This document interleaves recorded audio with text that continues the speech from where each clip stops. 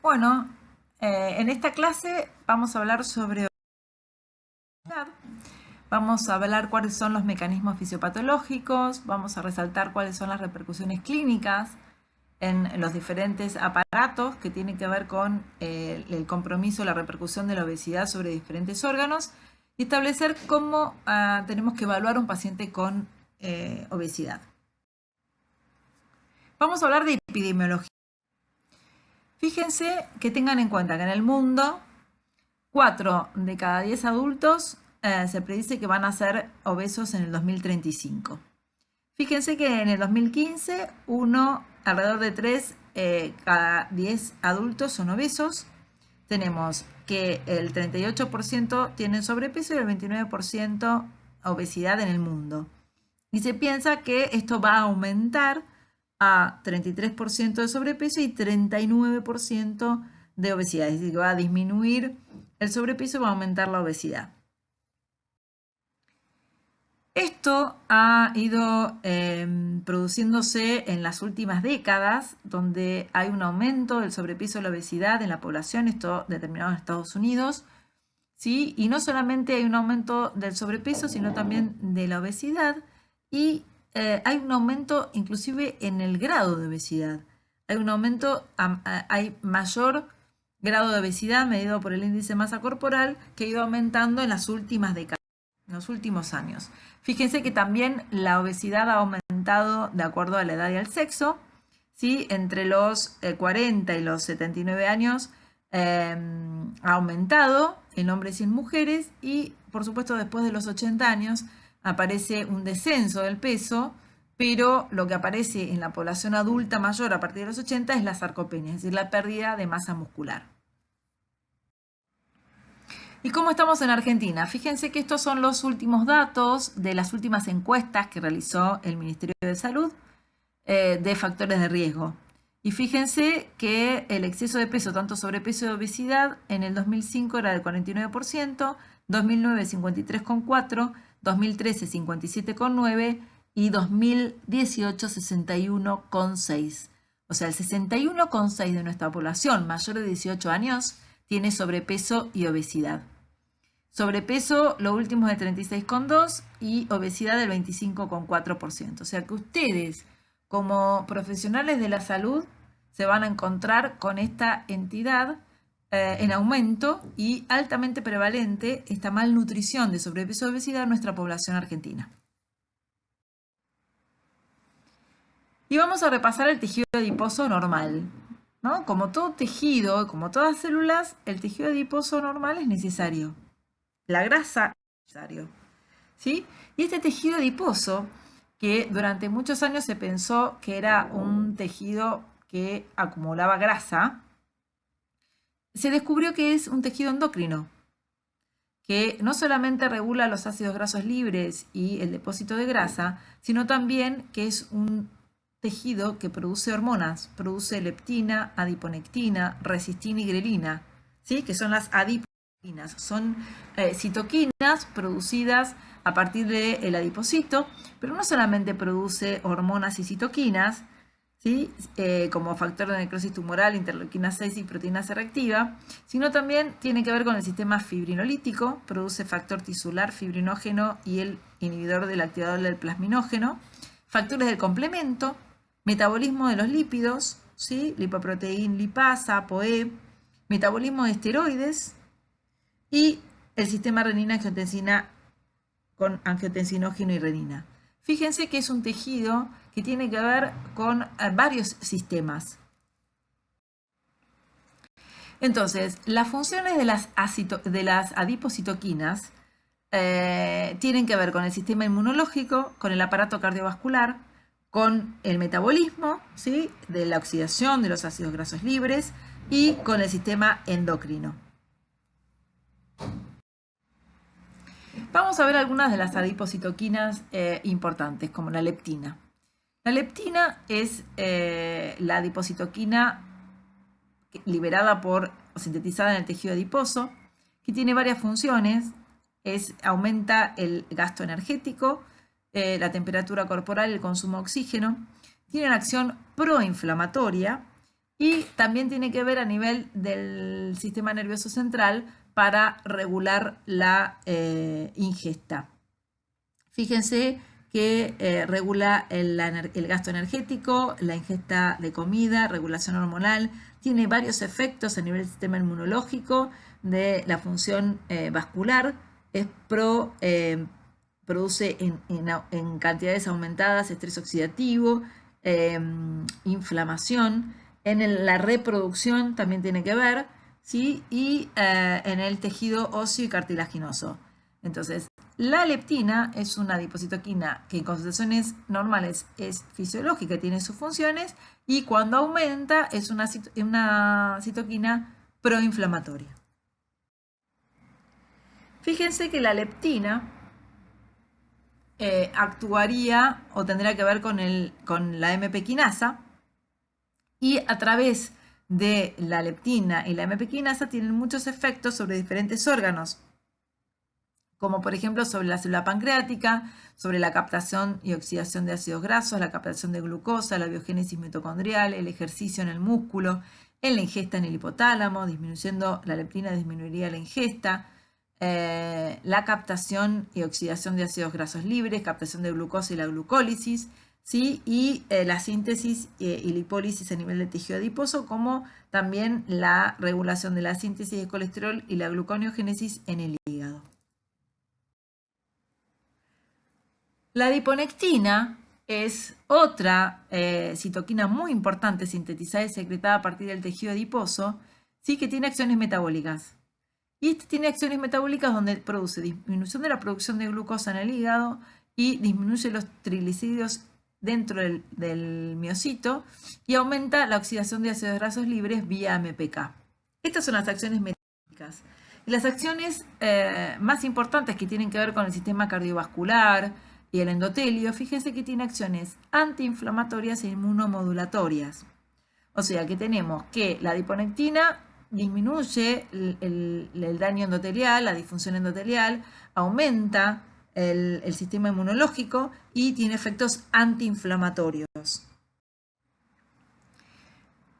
Y otra acción que tiene importante es antiaterosclerótica, ¿sí? Porque produce eflujo del colesterol, induce la expresión de este ABCA1, que es el canal, el cassette, donde se extrae el colesterol desde los tejidos hacia la circulación para ser llevado al hígado. Y esta acción es muy importante porque es antiaterosclerótica, como si fuera un efecto también del colesterol HDL. Tiene efectos antiapoptóticos, principalmente a nivel de las células endoteliales, y acciones antiproliferativas que son muy importantes con el músculo liso vascular. El metabolismo energético está regulado por factores genéticos, factores ambientales y durante el desarrollo, principalmente de la vida intrauterina. Y fíjense que en esta regulación energética del metabolismo está dada por el sistema nervioso central, el hipotálamo, la corteza, con una comunicación con el tracto gastrointestinal y con el tejido adiposo, dependiendo de la ingesta, del gasto energético y de los nutrientes. Y todo esto dispara señales que van a comunicar al tejido adiposo con el tracto gastrointestinal y con el sistema nervioso central. Entonces, fíjense cómo los diferentes órganos que participan del metabolismo, como el tejido adiposo, el tracto gastrointestinal, el sistema nervioso central, el hígado y el músculo, ¿sí? Sensan en el ambiente el gasto energético, la tasa metabólica, los nutrientes, la ingesta, para mantener un metabolismo y un feedback y una regulación en forma adecuada, de acuerdo a si el organismo necesita depositar energía o necesita gastar energía. Entonces, los principales determinantes de la grasa corporal están dados por los ingresos, un balance de ingresos y de egresos. Los ingresos están dados por el valor calórico total, la total de calorías que yo consumo durante el día, y la composición de los macronutrientes, qué tipo de grasas consumo y de carbohidratos. Generalmente las grasas saturadas y los carbohidratos simples son los que más valor calórico tienen. Y por otro lado están los egresos. El egreso está dado por el gasto calórico total, y este gasto calórico total está incluido el gasto calórico en reposo, más la termogénesis de los alimentos, más el gasto energético por la actividad física.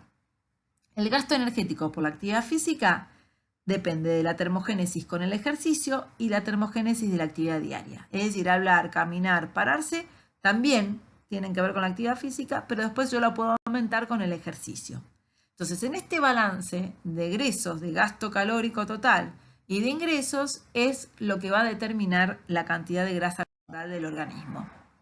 Esta regulación fisiológica de este balance energético ante cambios del gasto o del ingreso, se tratan de mantener el peso corporal dentro de un rango determinado. Es decir, que nosotros mantenemos nuestro peso dentro de un rango determinado, si tenemos un balance energético estable de gastos e ingresos. El 40% de esta regulación fisiológica del balance energético está dado genéticamente. O sea, genéticamente yo tengo un 40% que está seteado mi peso para mantenerse dentro sin grandes cambios. ¿Sí? Si yo no tengo grandes cambios ambientales, no tengo grandes cambios de ingesta o de egresos, voy a mantener mi peso estable. Puedo aumentar o bajar 1 kilo, pero lo voy a mantener en un set point determinado. Y es el 40% determinado genético. Por el otro lado, tiene que ver el flujo energético, es decir, este balance de ingresos y de egresos. Cualquier cambio en la genética o en el ambiente me puede hacer cambiar este set point y por lo tanto me va a hacer cambiar el peso. Cualquier cambio genético o cualquier cambio ambiental. Para cambiar genéticamente lleva más tiempo el cambio genético. Debería tener una mutación de un gen o recibir un gen relacionado con la obesidad o tener un cambio genético que evolutivamente lleva miles de años. En cambio, el factor ambiental, que puede ser un cambio en el ingreso y el egreso, es el que más me va a determinar este cambio de set point para que yo cambie de peso, que puede ser para arriba, aumentar de peso, o para abajo, para disminuir de peso. Entonces, la obesidad es una adiposopatía, donde hay una interrelación entre los genes y el ambiente. Y eso me va a dar mi fenotipo. ¿Qué cantidad de grasa corporal voy a tener? Pero no solamente es la cantidad de grasa corporal, sino que el tejido adiposo se va a dañar en esta interacción del ambiente y de los genes. Entonces, fíjense que una variación en la secuencia genética y un ambiente adverso va a determinar un cambio en la cantidad de grasa corporal, en el set point y en la regulación del peso. Para que haya cambios, como yo les dije, en la secuencia genética, desde los cazadores de mamut, desde nuestros ancestros hasta ahora, no se ha dado ese cambio genético, porque requiere cambios evolutivos de millones de años. Lo que sí ha cambiado con el estilo de vida, con la tecnología, es el factor ambiental, un ambiente adverso donde tenemos mayor ingreso y menos egreso. Pero para esto no cualquiera se hace obeso, sino para ser obeso tenemos que tener una susceptibilidad individual, tenemos que tener una predisposición genética ante un medio ambiente permisivo para desarrollar. Entonces, ¿qué significa esto? Fíjense, estudios comparando cazadores con personas que viven en un medio industrializado mostraron que los cazadores son más activos, más flacos y tienen menos grasa corporal que los que viven en lugares industrializados. Sin embargo, el gasto energético total fue similar en ambos grupos. ¿Qué significa eso? Significa que mi gasto con respecto a una persona activa, cazadora, y yo que vivo sedentario sea el mismo. Al tener similar gasto energético total, la diferencia está en el ingreso energético más que en el egreso. Tiene que ver con la alimentación y con la dieta. La tasa metabólica de las especies refleja su historia evolutiva, dependiendo de la disponibilidad de alimentos y del riesgo de predación. El gasto energético diario total de los humanos es mayor que el de los orangutanes, pero más baja que la de los otros mamíferos. Entonces, fíjense cómo el aumento de peso en la población es debido a un balance energético positivo de aproximadamente 100 kilocalorías por día que se ha venido dando en los últimos años, porque tenemos el mismo gasto energético total que los cazadores. Entonces, la diferencia para haber aumentado de peso en la población, para aumentar la prevalencia de obesidad y la grasa corporal total, tiene que ver con un aumento del ingreso energético, o sea, con un balance energético positivo. Por ejemplo, una persona obesa sometida a restricción calórica baja de peso de 90 kilos a 70, ¿no? Pero su metabolismo también va a descender en respuesta a esa restricción calórica. Con lo cual, a medida que va descendiendo de peso y para mantenerse en 70 kilos va a tener que consumir menos calorías que una persona que no es obesa. Ese es el tema acá. Cuando uno tiene una predisposición genética para la obesidad o ya es obesa, hace restricción calórica y baja de peso. Pero la disminución de peso está acompañado por una disminución de la tasa metabólica. Con lo cual, a una persona obesa le va a llevar más tiempo o va a requerir más restricción calórica que una persona no obesa para bajar de peso. Nuestro cuerpo, vamos a ver que mantiene la característica de balance energético que los cazadores de mamut. Nuestro cuerpo ha sido construido para resistir intentos de cambiar su tamaño en el largo plazo.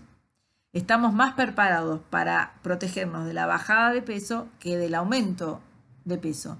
Con lo cual, la pérdida de peso en las personas obesas es lo que los lleva a este intento a veces fracasar en el intento.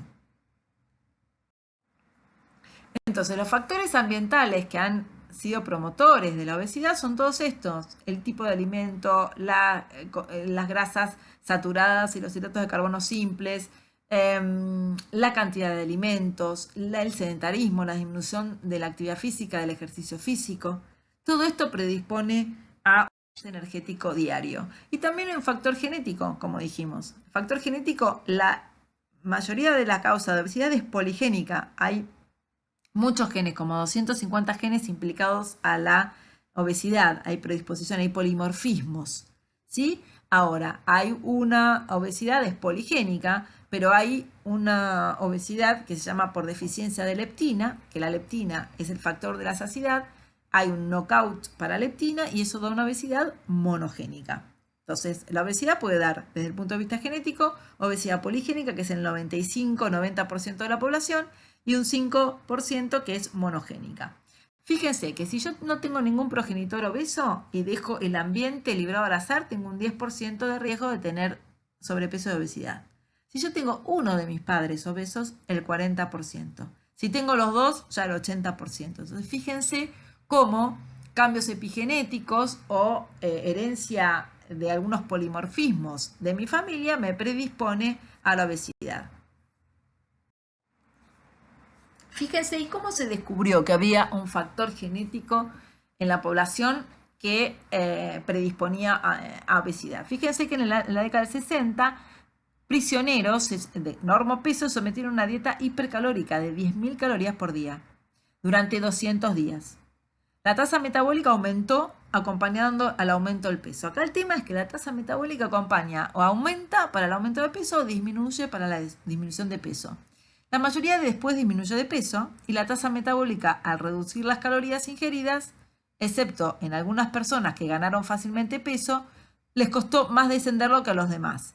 O sea que aquellas personas que aumentaron de peso y después disminuyeron de peso, a los que les costó más porque la tasa metabólica se iba reduciendo, entonces se iban oxidando menos, fueron aquellos que tenían antecedentes familiares de obesidad. Entonces, fíjense cómo la tasa metabólica, ¿sí?, que me ayuda o no a bajar de peso, está determinado en un componente genético. Después se utilizaron registros de personas adoptadas, ¿sí?, a la edad de 1 año en Dinamarca, entre el año 27 y 47. Y en el registro de adopción figuraba la talla y el peso de los padres biológicos y de los adoptivos. Y valoraron a los niños en la edad adulta y vieron que todos tenían los parámetros semejantes a sus padres biológicos y no adoptivos. También se analizaron el registro de gemelos idénticos en Suecia, ¿sí? En pares de gemelos que se criaron juntos y en pares que fueron adoptados por diferentes padres. En la edad adulta, todos los pares de gemelos tuvieron el mismo peso entre los que crecieron juntos o no. Y la distribución de la grasa fue similar en los gemelos de cada par.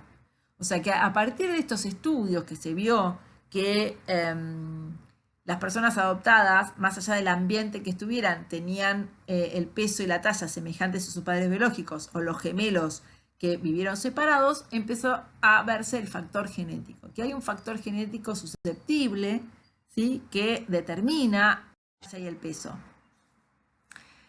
La interacción de la fisiología metabólica, el ejercicio y el ambiente son más complejos de lo que se pensaba, porque además de la tasa metabólica, que en parte es heredada, el ejercicio, el tipo de alimento, la ingesta, las calorías que tienen que ver con el ambiente, aparece la microbiota intestinal. Y la microbiota intestinal, cambios en la microbiota que se pueden dar desde la vida intrauterina, en la infancia, predispone a muchas enfermedades. Y entre esto está la diabetes y la obesidad. O sea que además de la ingesta, el balance energético, el gasto energético total, la tasa metabólica, agregamos a la microbiota como un factor nuevo desencadenante o predisponente a la obesidad. Entonces acá tenemos un desbalance, un balance energético positivo que tiene que ver con factores genéticos, regulación de la ingesta, regulación del gasto calórico, de la tasa metabólica, que va a llevar a que tengamos obesidad. Entonces hay una interacción, ¿sí?, de modificaciones genéticas, epigenéticas, factor ambiental predisponente, ¿sí?, que todo esto tiene que ver con va a regular la ingesta y el gasto de energía, ¿sí?, y va a afectar a todos los sistemas, principalmente endocrinológico, metabólico, cardiovascular y fertilidad y reproducción. Y el tejido adiposo tiene dos facetas. Dijimos que es un tejido que no solamente tiene que ver con el depósito de grasa y la producción, la liberación de ácidos grasos libres, sino también tiene que ver con la producción de citoquinas, adiponectinas, que son antiinflamatorias y proinflamatorias. Entonces, fíjense lo que pasa con un adipocito de un ratón normopeso, que es chiquito, sí, que tiene una vacuola de lípido, y fíjense lo que es el adipocito, el aumento de tamaño y de la cantidad de grasa que tiene adentro de un ratón obeso. Estos ratones OB tienen déficit total de leptina, tienen un knockout del gen de leptina. Entonces, ¿qué pasa cuando el adipocito se va cargando? ¿Sí? Se vuelve lleno de energía. Se vuelve a llenar el adipocito de ácidos grasos, ¿sí?, hasta que llega un momento que se supera la capacidad de depositar ácidos grasos. Una vez que se supera la capacidad de ácidos grasos, ¿sí?, estos adipocitos no se pueden depositar como energía. Normalmente cuando tienen capacidad el adipocito se depositan como triglicéridos, que los triglicéridos son depositados y son inertes para la célula. Pero si supera la capacidad, ¿sí?, se empiezan a liberar y producir diglicéridos, monoglicéridos, ¿sí?, que estos terminan siendo tóxicos para el adipocito. Y no solamente son tóxicos para el adipocito, sino que son liberados, ¿sí?, generan lipotoxicidad en el tejido adiposo y también en otros tejidos. Por eso, esto es importante tener en cuenta, porque no solamente se vio que el tejido adiposo subcutáneo no es tan dañino como el tejido adiposo visceral, el que se acumula, el que se aumenta la cantidad de grasa, el que se acumula a nivel intra y retroperitoneal, a nivel omental, mesentérico y epididymario o perigonadal. Estos tejidos adiposos, estos adipocitos que son de depósito, pero además son tejidos endócrinos. Cuando se llenan y se vio que el tejido adiposo visceral es el que está relacionado con el síndrome metabólico y con la distribución anómala y la patología, mientras que el tejido subcutáneo no. Y esto, fíjense que cuando la capacidad del tejido adiposo se empieza a llenar de glicéridos, monoglicéridos, los triglicéridos son inertes, pero cuando se llega a la capacidad empieza a aumentar de tamaño y ya no puede depositar su tejido adiposo, empieza a aumentar a nivel visceral, ¿sí?, a nivel retroperitoneal, intraperitoneal. Entonces, también se deposita en los muslos y las piernas. Acá se deposita a nivel subcutáneo. y que no es dañino a este nivel, ¿sí? Al contrario, no es dañino, es una zona de depósito, ¿sí? Que esto está determinado genéticamente. La capacidad de depositar en los muslos y en las piernas está determinado genéticamente. Hay gente que tiene las piernas más flacas y se va rápidamente al abdomen, aumentar el tejido visceral, y hay otras que tienen la capacidad más de depositar en el subcutáneo y menos panza. Esto está determinado genéticamente, ¿sí? Ahora, cuando este tejido subcutáneo pasa la capacidad de depositar grasa, ¿sí? No como triglicéridos, sino que tiene que buscar otros lugares para depositarse, empieza a depositarse a nivel abdominal, intraabdominal. Y a su vez, cuando se activa a nivel intraabdominal, no solamente se encuentra en el retroperitoneo, en el omental, sino que también empieza a aumentar en el músculo, depositarse fuera del tejido adiposo, en el músculo y en el hígado. Y ahí cuando empieza el hígado graso, la resistencia a la insulina en el músculo y empieza la lipotoxicidad. Entonces, fíjense cómo los ácidos grasos depositados fuera de este tejido celular subcutáneo a nivel de la cadera y de las piernas y empieza a activarse y a aumentar a nivel central y a nivel de los órganos, es cuando empieza acá la toxicidad y el riesgo de síndrome metabólico, diabetes, insulinoresistencia y enfermedad cardiovascular. Esto es una diapositiva que me gustó, que no la encontré como para ponérselas de otra forma, pero es el rol del tejido adiposo en la insulinoresistencia. Fíjense que para que haya insulinoresistencia, el tejido adiposo se tiene que hipertrofiar, se tiene que hiperplasear y tiene que haber inflamación, necrosis, aumento de los diglicéridos y monoglucéridos, de la lipólisis, de la liberación de adipocitoquinas, ¿sí? De la inflamación, que todo eso va a llevar a un aumento de los adipocitos a nivel abdominal, en el hígado, en el músculo, ¿sí? Y alteración, activación de los macrófagos dentro del adipocito, el tejido adiposo, y un desbalance de las adipocitoquinas. Entonces, fíjense cómo ha ido aumentando la obesidad y la diabetes en la región asiática. ¿Por qué? Porque tienen menos capacidad de depósito que, por ejemplo, Estados Unidos. Entonces, en Estados Unidos, si bien hay mucho aumento de la obesidad, no ha ido aumentando en los últimos años como sí en los asiáticos, donde tienen menos capacidad de depósito en el subcutáneo y han empezado a aumentar con las dietas más occidentales, han empezado a aumentar los depósitos de tejido adiposo a nivel abdominal. Entonces, la obesidad visceral es la que se relaciona con anormalidades metabólicas y mayor riesgo cardiovascular, ¿sí? El subcutáneo tiene menor capacidad de activarse, mientras que el abdominal es el que tiene mayor actividad lipolítica, mayor cantidad de liberación de ácidos grasos, de glicéridos y monoglicéridos, y de liberar citoquinas inflamatorias. Y además ir a depositarse, liberar y producir lesión a nivel del hígado y músculo. Fíjense que cuando el tejido adiposo aumenta de tamaño y de cantidad, ¿sí? Gira, los macrófagos se activan, se producen macrófagos proinflamatorios que empiezan a producir TNF, ¿sí? Y empiezan a producir inflamación. Entonces, el aumento del tejido adiposo visceral con aumento de ácidos grasos libres, de citoquinas, ¿sí? Con resistencia a la leptina, disminución de adiponectina, que es la antiinflamatoria, infiltración de macrófagos y depósitos en los tejidos periféricos, como en el músculo, el hígado, el páncreas, la célula beta y a nivel vascular, son los que van a producir, ¿sí? El daño cardiovascular. Y tengan en cuenta que la inflamación del tejido adiposo genera un estado de inflamación crónica de bajo grado. A mayor inflamación crónica de bajo grado o por aumento de adipocitoquinas proinflamatorias y disminución de las antiinflamatorias, ¿sí? Esto es la característica de la obesidad. El paciente con obesidad tiene un estado de inflamación crónica. Hay una relación del índice de masa corporal con las señales proinflamatorias. Entonces, fíjense que antes, ¿sí? En el comienzo de la humanidad se moría de infección, ¿sí? Las infecciones virales, porque no teníamos el sistema de defensa inmunológico desarrollado. Ahora nos movimos de la inflamación crónica, ¿sí? Que aumenta el riesgo cardiovascular. Y eso, los cambios en el estilo de vida, el aumento de la obesidad, del sobrepeso, de la insulinoresistencia, nos lleva a un aumento de la mortalidad por entidades relacionadas a la inflamación crónica.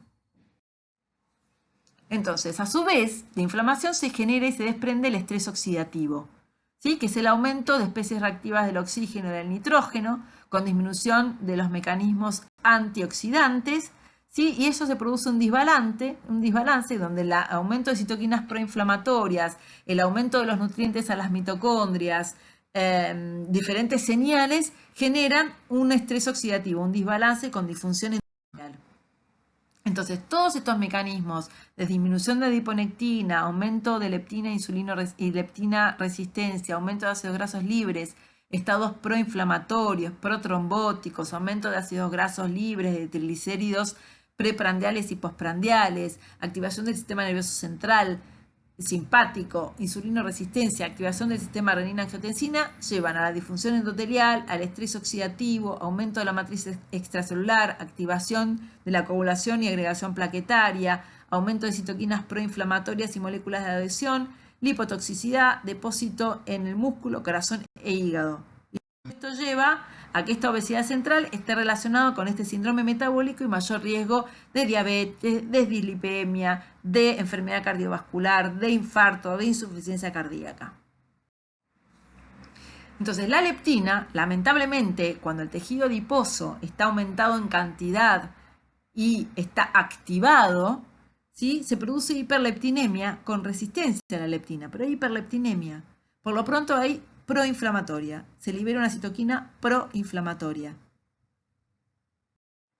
La adipocitoquina, o la adiponectina, que es la otra adipocitoquina, lamentablemente, que es antiinflamatoria, antiaterogénica, es protectora, en esto está disminuido. O sea que la obesidad tiene aumento de la leptina y disminución de la adiponectina. Con lo cual, esto predispone a obesidad, a diabetes tipo 2, a proaterogénesis, a coronariopatía. Entonces hay disfunción endotelial, engrosamiento leontimal, macroangiopatía diabética, inflamación, aterosclerosis, porque hay hipoadiponectinemia e hiperleptinemia con insulinoresistencia.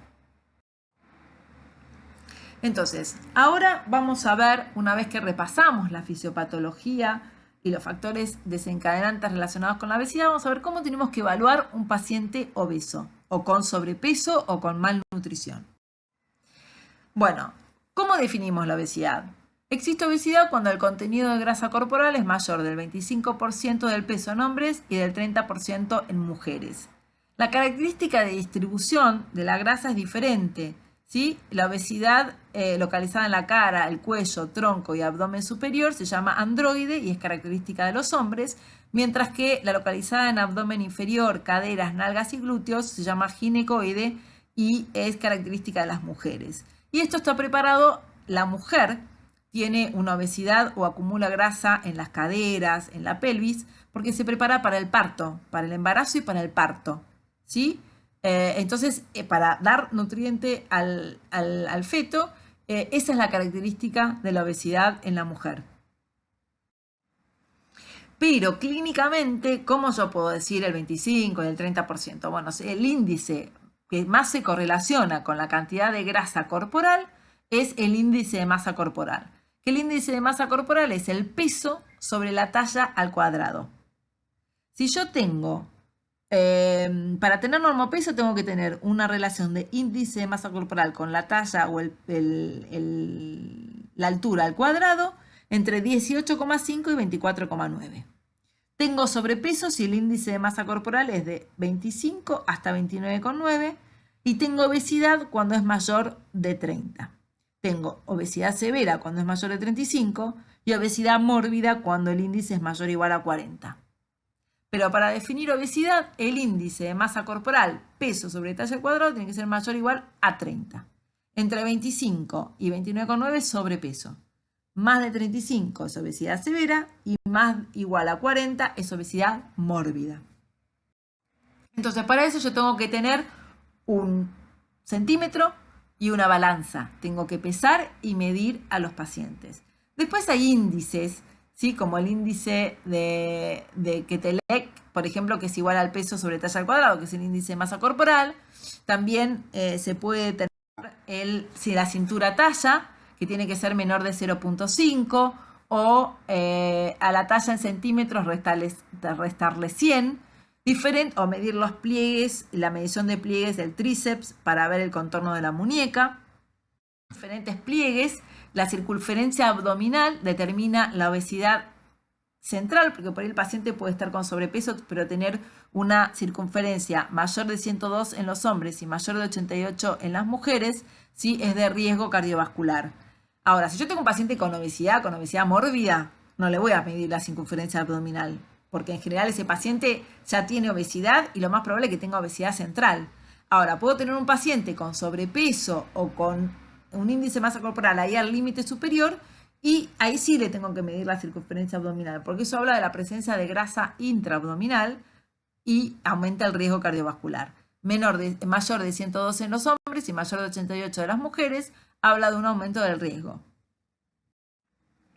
Otra forma, que esto se utiliza más en investigación, es el DEXA Scan, que es poner al paciente en este aparato que por un software determina la cantidad de grasa, la cantidad de agua y la cantidad de masa magra.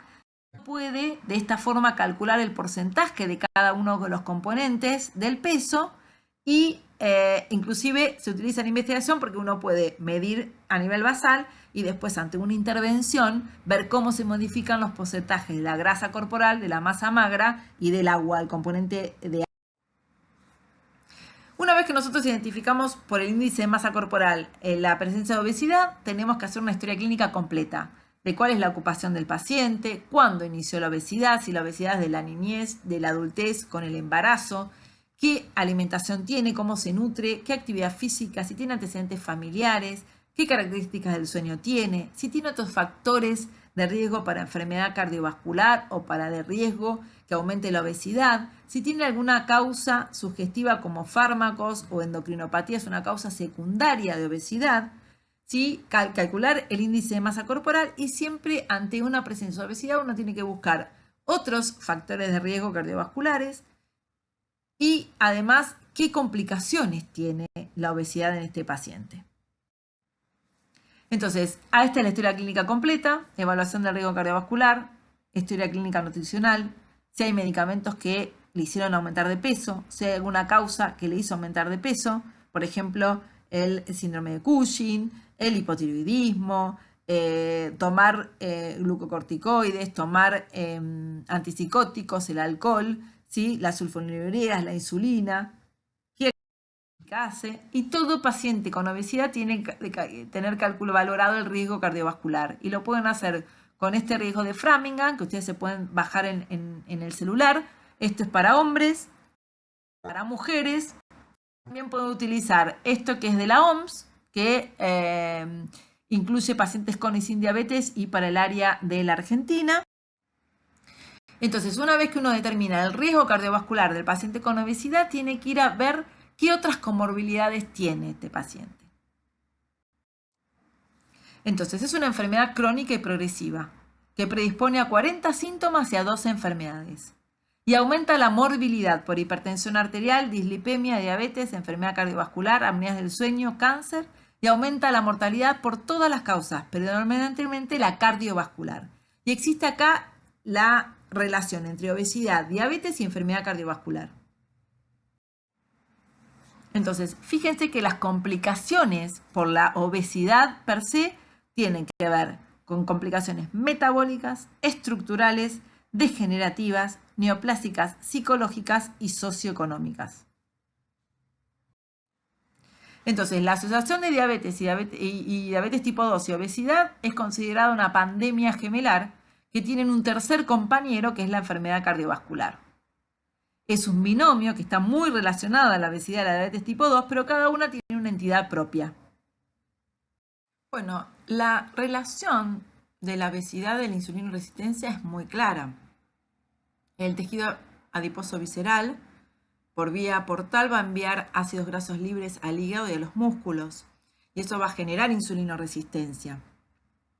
Fíjense que el aumento de la grasa corporal, la ingesta calórica excesiva, lleva al depósito ectópico, como vimos, de triglicéridos en el hígado y en el músculo esquelético.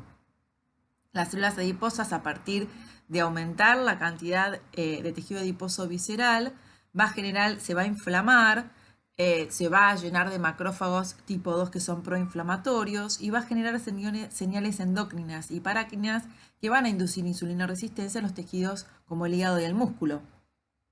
El tejido adiposo crece estimulado por señales hormonales que van a generar también insulinoresistencia. Entonces, fíjense la relación de el índice de masa corporal con insulinoresistencia, inclusive con diabetes. A mayor índice de masa corporal, mayor riesgo de diabetes tipo 2. No todos los obesos son diabéticos, ¿sí? La mayoría de las personas con diabetes, casi el 80, el 90% de la diabetes tipo 2 son obesos, pero no todos los obesos son diabéticos. O sea que además de la obesidad para la insulinoresistencia y para la diabetes, tiene que haber algún otro componente más. Entonces, fíjense cómo la circunferencia abdominal, a mayor circunferencia abdominal, no solamente el índice de masa corporal, sino cuanto mayor tenemos un aumento del diámetro del contorno de cintura, que nos habla de aumento del tejido adiposo visceral, mayor es el riesgo de diabetes. Otra patología asociada a la obesidad es la aterosclerosis. Como dijimos, la obesidad, tanto visceral como el índice de masa corporal mayor o igual a 30, es un estado de inflamación crónica. Con lo cual, ese estado de inflamación crónica, con disminución de la adiponectina, resistencia a la insulina y a la leptina, va a llevar no solamente a alteración de las lipoproteínas, como ustedes van a ver en la clase también, que van a tener mía de dislipemia, donde es característico en la obesidad y en la insulinoresistencia el aumento de VLDL, de triglicéridos, aumento de las LDL pequeñas y densas, oxidadas y glicosiladas, y una disminución del HDL. Todo esto además va a producir inflamación del endotelio con aumento de la expresión de moléculas de adhesión, aumento de macrófagos inflamatorios, de células inflamatorias. Como les dije, las LDL son pequeñas tamaños, oxidadas y densas, lo cual las hace menos aptas, menos reconocidas para el catabolismo y que se depositen más en la pared, en las paredes arteriales que forman las células espumosas, y eso lleva a la proliferación de células musculares y a la placa aterosclerótica. Entonces, la obesidad está relacionada con daño de la microvasculatura, de arteriolas, de capilares y vénulas, como también de grandes arterias, a partir de un tejido adiposo inflamado, con liberación de citoquinas y asociado además a otros factores de riesgo, como puede ser la hipertensión, la diabetes, la dislipemia, que también van a producir daño en la vasculatura. A su vez, fíjense que no solamente es importante para la activación y toda la cascada inflamatoria que genera y estado protrombótico que genera el tejido adiposo visceral, sino también que en las personas obesas existe un aumento del tejido adiposo epicárdico, que tiene la misma función, que se relaciona con la cantidad de tejido adiposo visceral. Entonces, ese tejido adiposo, cuando aumenta en cantidad a nivel del epicardio, se producen citoquinas, se inflama, y como está cerca de las arterias coronarias, puede promover estados proateroscleróticos.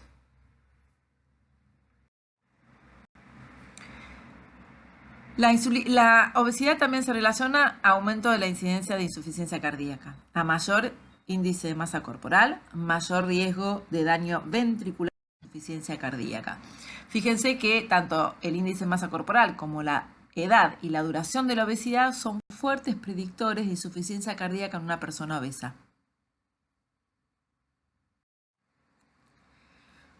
Fíjense que la obesidad se relaciona a daños en la estructura, en el estrés de la pared arterial, a nivel ventricular, de la dimensión de la aurícula izquierda, ¿sí? De la dimensión del ventrículo derecho. Y eso hay factores metabólicos, como todos los que vimos, que van a llevar a hipertrofia, a fibrosis, acumulación de colágeno a injuria miocárdica, alteraciones del remodelamiento, un aumento del estrés parietal, con lo cual va a determinar daño, fíjense, no solamente de la microvasculatura cardíaca, sino también de la microvasculatura y del músculo cardíaco.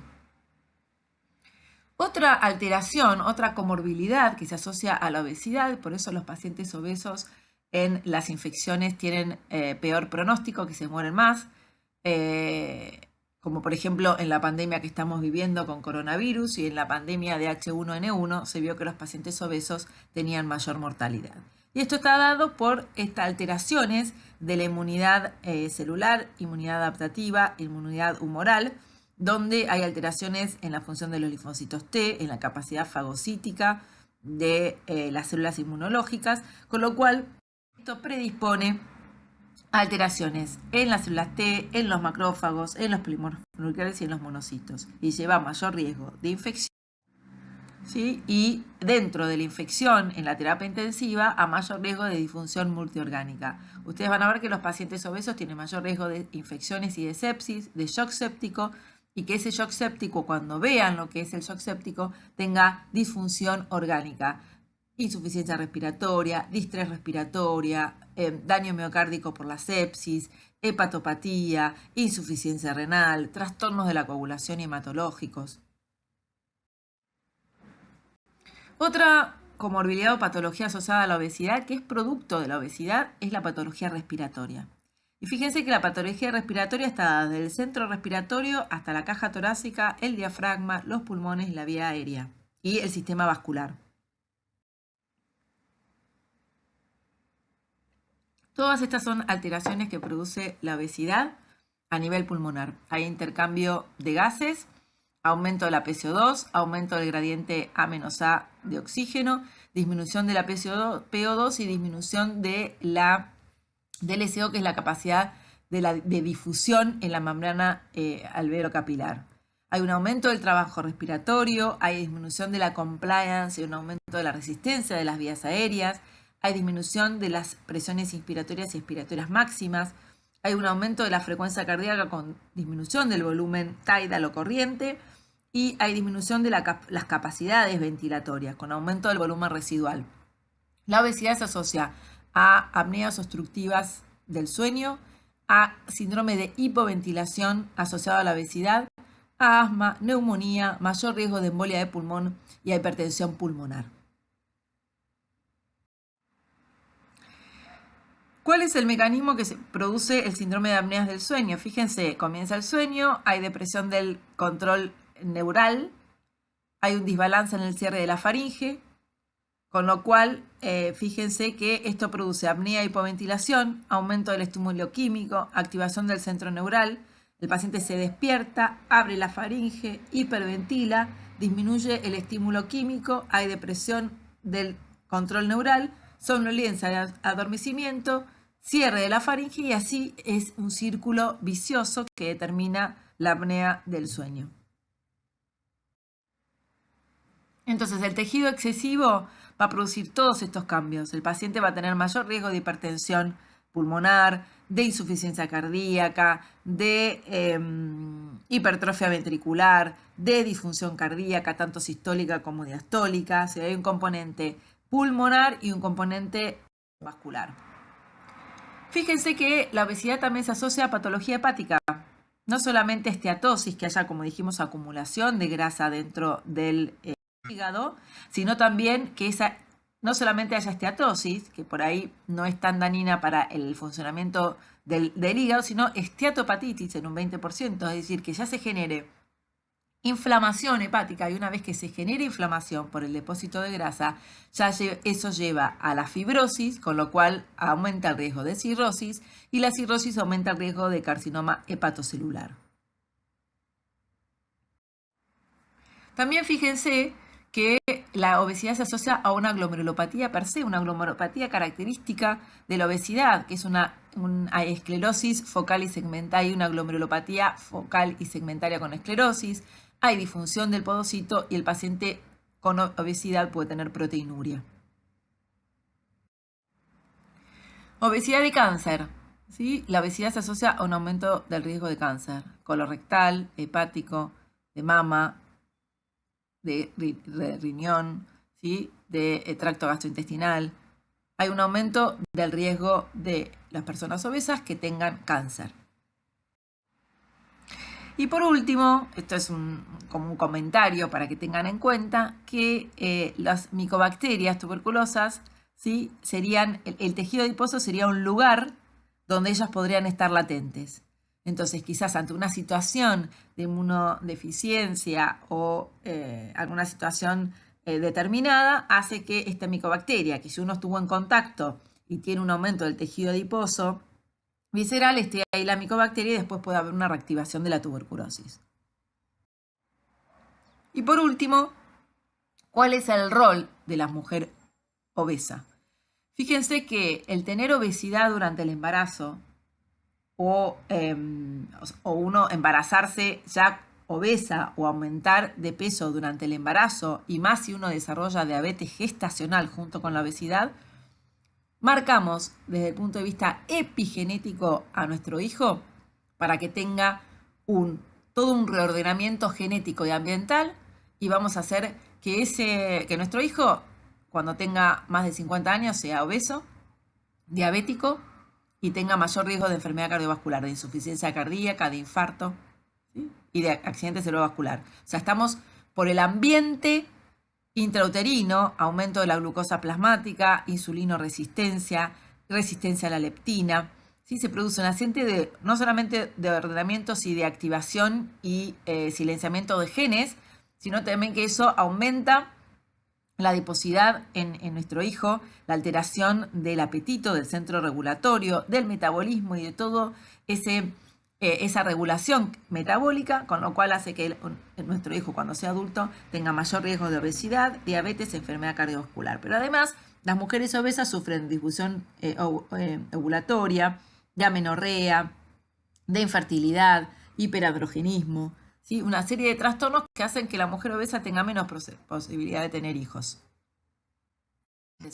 Fíjense que una forma de cortar este círculo vicioso es hacer prevención para que las mujeres no lleguen al embarazo con sobrepeso y obesidad y tampoco aumenten mucho de peso, porque el excesivo peso en el embarazo junto con el riesgo de diabetes gestacional no solo aumentan el riesgo en la mujer, sino que pueden alterar el crecimiento y el metabolismo fetales, llevando una mayor adiposidad en los hijos y riesgo de obesidad en la infancia, en la edad adulta, con mayor riesgo cardiovascular.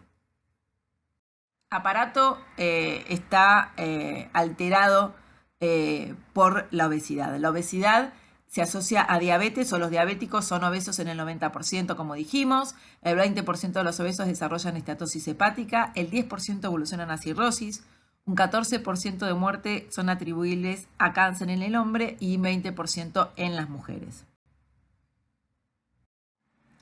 Muchas gracias.